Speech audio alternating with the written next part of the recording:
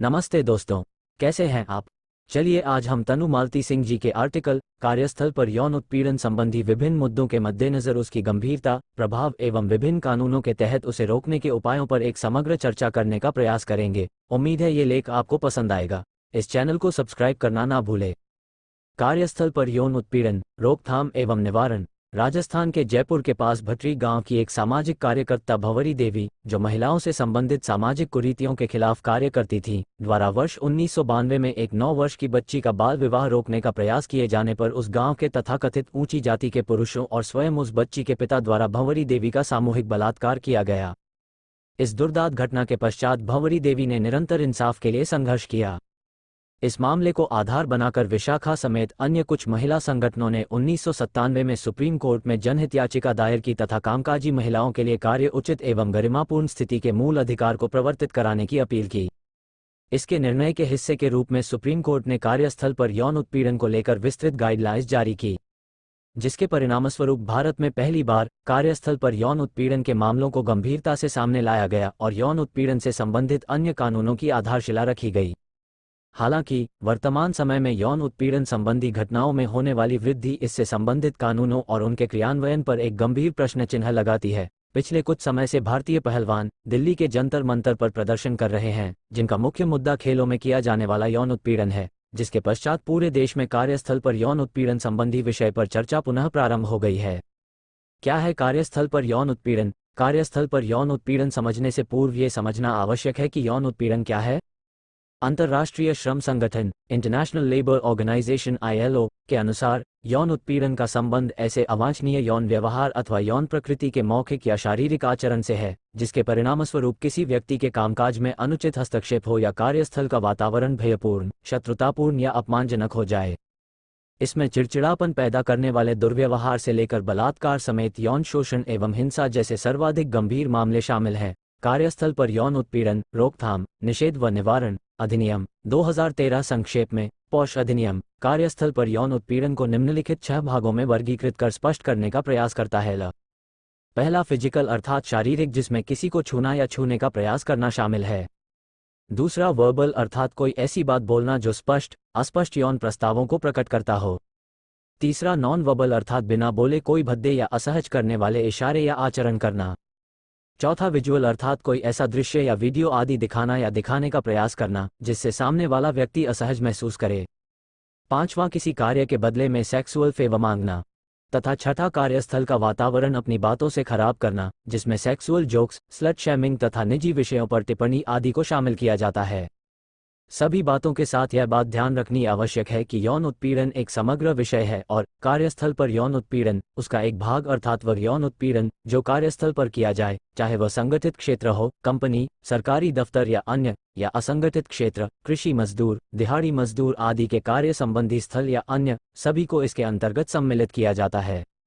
America की नारीवादी विधि विशेषज्ञ कैथरीन ए मैकिनन ने कार्यस्थल पर यौन उत्पीड़न को लैंगिक भेदभावों का एक रूप बताया जो किसी व्यक्ति के नागरिक अधिकारों के विरुद्ध है।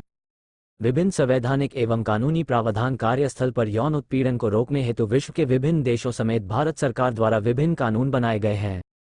भारत में निम्नलिखित मामलों के अंतर्गत इसके निवारण के प्रयास किए गए। परिधान निर्यात संवर्धन परिषद बनाम A.K. चोपड़ा वाद 1999 के तहत यह निर्धारित किया गया कि यौन उत्पीड़न के लिए शारीरिक संपर्क अनिवार्य नहीं है।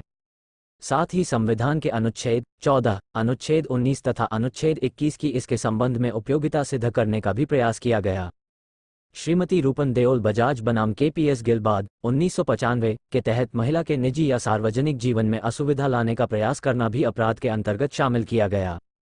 विशाखा और अन्य बनाम राजस्थान राज्यवाद 1997 में विशाखा गाइडलाइंस निर्धारित की गई और कार्यस्थल पर यौन उत्पीड़न को कानूनी मान्यता दी गई। वर्ष 2012-13 की निर्भया कांड के पश्चात यौन हिंसा संबंधी विभिन्न कानूनों में संशोधन हुए, जिसके तहत भारतीय दंड संहिता IPC में धारा 354A, 354B महिला को कपड़े उतारने के लिए मजबूर करना, 354C महिला की सहमति के बिना उसकी छवियां देखना या खींचना तथा 354D पीछा या निगरानी करना को शामिल किया गया। इसके अलावा आपराधिक कानून संशोधन अधिनियम 2013 में यौन अपराधों को सूचीबद्ध किया गया। कार्यस्थल पर यौन उत्पीड़न को संविधान के अनुच्छेद 14, अनुच्छेद 19 तथा अनुच्छेद 21 का उल्लंघन माना गया। अनुच्छेद 19(1) किसी व्यक्ति को आजीविका, व्यापार या कारोबार करने का अधिकार देता है। साथ ही अनुच्छेद 21 के तहत आजीविका के अधिकार को जीवन जीने के अधिकार के अंतर्गत माना गया है। कार्यस्थल पर यौन उत्पीड़न, रोकथाम, निषेध व निवारण अधिनियम 2013 या पॉश अधिनियम कार्यस्थल पर यौन उत्पीड़न को परिभाषित करने साथ साथ इसे रोकने के लिए 10 विभिन्न प्रावधान भी करता है। पॉश अधिनियम के तहत कोई भी संस्थान या कंपनी जिसमें से अधिक कर्मचारी कार्यरत हैं, वहां नियोक्ता द्वारा आवश्यक रूप से एक आंतरिक शिकायत समिति इंटरनल कंप्लेंट्स कमेटी का गठन किया जाएगा। आईसीसी कुछ व्यक्तियों का समूह होगा जिसमें अनिवार्यतः एक महिला चेयरपर्सन होगी। आईसीसी को दीवानी न्यायालय की शक्तियां प्राप्त होंगी। यदि किसी संस्थान या कंपनी का नियोक्ता आईसीसी को निर्धारित नहीं करता है तो उस पर जुर्माना लगाया जाएगा या कंपनी का पंजीकरण, लाइसेंस भी रद्द किया जा सकता है। झूठी शिकायतों के मामलों में शिकायत करने वाले व्यक्ति पर भी दंडात्मक कार्यवाही की जाएगी।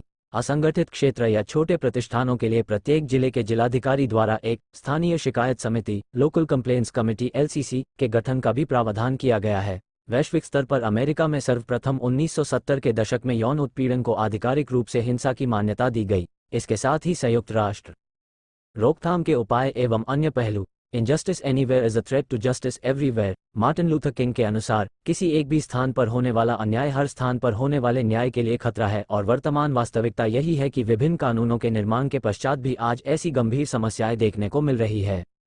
वास्तविक समस्या कानूनों से ज्यादा उनके क्रियान्वयन की है। एक तरफ जहां इन कानूनों को लेकर जागरूकता की कमी है तो वहीं यौन उत्पीड़न जैसे संवेदनशील मुद्दे पर बात करना ही हमारे समाज द्वारा गलत और निंदनीय समझा जाता है।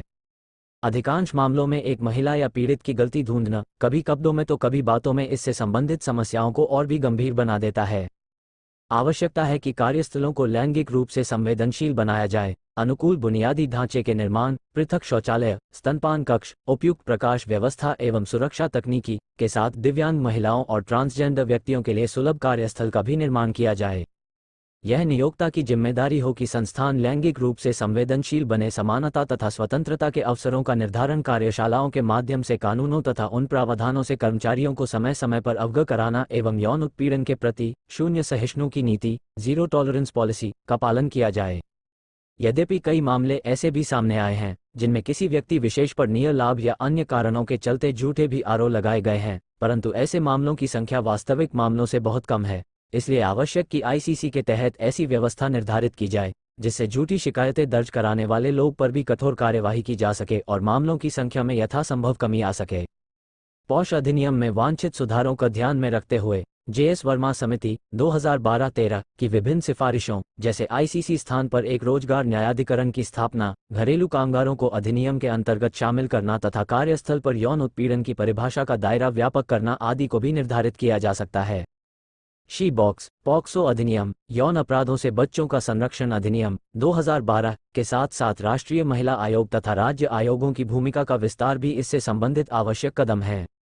जैसा कि आंकड़ों से स्पष्ट है कि कार्यस्थल पर यौन उत्पीड़न संबंधी मामले सिर्फ महिलाओं के विरुद्ध ही नहीं, पुरुषों के विरुद्ध भी दर्ज किए गए हैं। हालांकि भारत में इससे संबंधित स्पष्ट आंकड़ों का अभाव है, परंतु इसकी वजह ऐसे मामलों का न होना नहीं है, बल्कि इनको गंभीरता से न लिया जाना है। गौरतलब है कि ऑस्ट्रेलिया, डेनमार्क, फ्रांस तथा चेक रिपब्लिक जैसे देशों में बनाए गए कानून लैंगिक रूप से तटस्थ हैं, अतः आवश्यक है कि भारत में भी विभिन्न कानूनों का विस्तार कर इन्हें लैंगिक रूप से तटस्थ बनाया जाए। इसका निवारण क्या हो सकता है? सिमोन द बोवार के शब्दों में, स्त्री पैदा नहीं होती बल्कि बना दी जाती है। वैसे तो लिंग का निर्धारण जन्म के साथ ही हो जाता है, परंतु उसके आधार पर भेदभाव तो मानव ही निर्धारित करता है।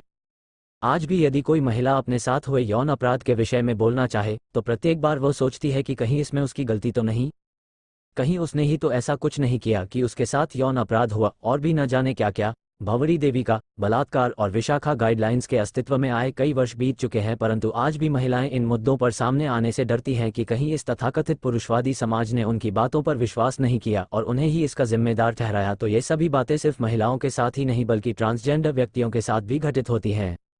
A gender-equal society would be one where the word gender does not exist, where everyone can be themselves. अमेरिकी पत्रकार ग्लोरिया स्टिनेम ने यह वाक्य लैंगिक समानता की आवश्यकता को ध्यान में रखते हुए कहा था। आज आवश्यकता इस बात की है कि कार्यस्थल पर यौन शोषण संबंधी मुद्दों की गंभीरता को समझते हुए इसके विषय में व्यापक जागरूकता का प्रसार किया जाए और पीड़ित व्यक्ति को स्वयं आगे बढ़कर इसके विषय में बात करने तथा कानूनी सहायता प्राप्त करने के लिए प्रेरित किया जाए। इन सबके साथ ये भी आवश्यक है कि यौन उत्पीड़न को महिला, पुरुष एवं अन्य की संवेदनशीलता को ध्यान में रखते हुए व्यक्ति विशेष की पवित्रता से जोड़कर न देखा जाए, क्योंकि लिंग या योनि मानव शरीर का एक अंग मात्र है और उस एक अंग पर होने वाले आघात को मानव के संपूर्ण शरीर तथा जीवन पर होने वाले आघात से निर्धारित नहीं किया जा सकता। धन्यवाद।